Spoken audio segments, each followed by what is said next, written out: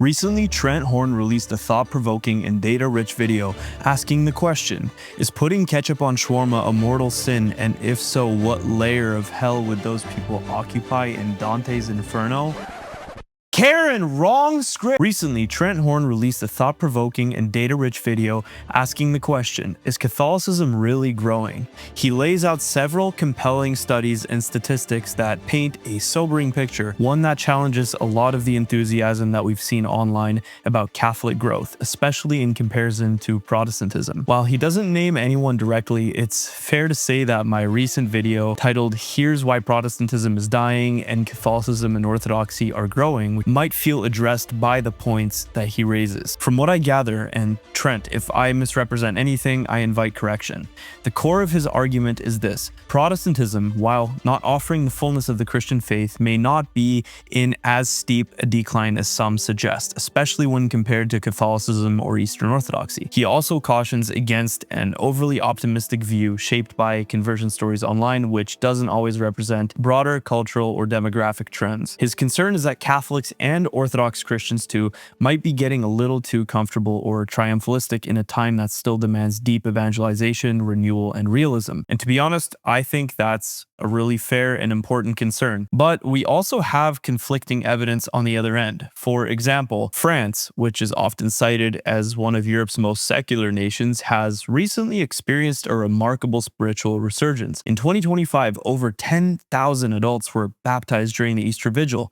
That is a 45% increase from the previous year. Young adults aged 18 to 25 now constitute the largest segment of these converts. This trend isn't isolated to France, though. Belgium has also seen adult baptisms nearly double over the past decade, rising from 186 in 2014 to 362 in 2024. And just from anecdotal experience, two of the parishes that I attend most frequently, the rates have doubled and tripled this year from last. So just looking around me, it really seems like things are growing. These developments might seem paradoxical. On one hand, we hear about the decline of religious affiliation in traditionally Christian countries, but on the other hand, we see unprecedented numbers embracing the faith. This dichotomy raises really important questions. What does it truly mean to be Catholic? And how do we reconcile these statistics with the lived reality of what everybody seems to be saying, with the resurgence of traditional Catholicism and all the growth we're seeing? Now, while we could dive into the methodology of the surveys and studies that he cites, and there is room for that, I want to focus more on the broader picture, because I actually think there's a way to harmonize Trent's cautions with the enthusiasm that many Catholic YouTubers, myself included, have been expressing. We may be using the same words but with slightly different meanings, and that matters. Religion isn't like a Costco membership.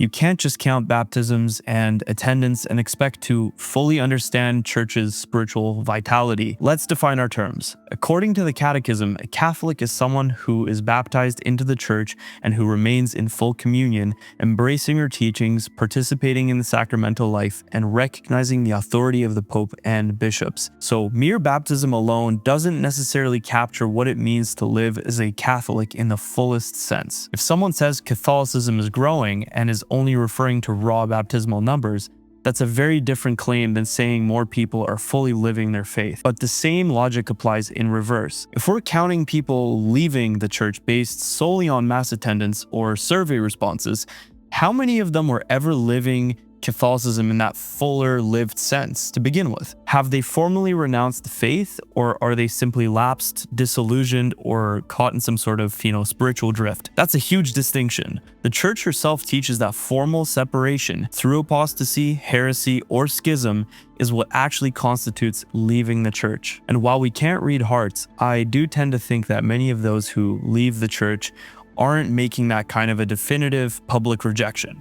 They're often just people who fallen away who need our prayers, not our judgment. So when I and other Catholics talk about Catholic growth, we're usually referring to the visible increase in people actively living their Catholic faith. In my own video, that was the core focus. The rise of young, passionate Catholics attending traditional liturgies, converting through RCIA, reading church history, the church fathers, and receiving the sacraments on a daily, if not frequent basis. In that sense, yes, there is real growth, real, visible, and even very radical growth, dare I say. Trent's data doesn't necessarily refute that. because the studies he cites often use broader and looser definitions.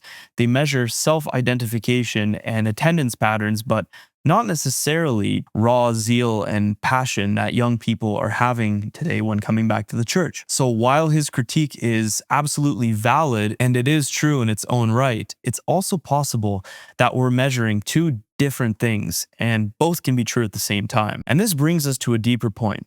Growth isn't just about numbers, it's also about witness. It's about influence. In the early church, Christians weren't growing because it was cool or safe. It was dangerous. Publicly claiming Christ could get you imprisoned or worse, even killed.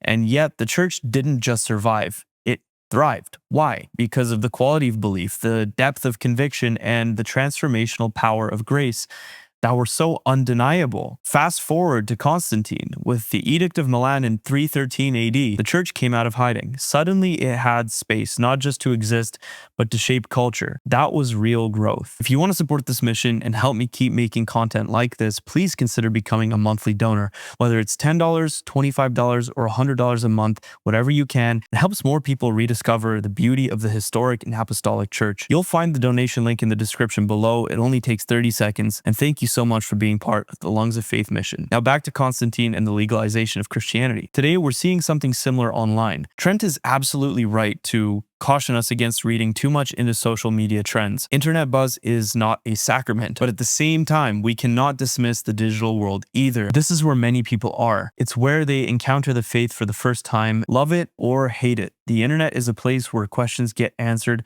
testimonies get heard, and conversions begin in today's day and age. We now live in an age where Catholicism is not only being rediscovered, it's being respected.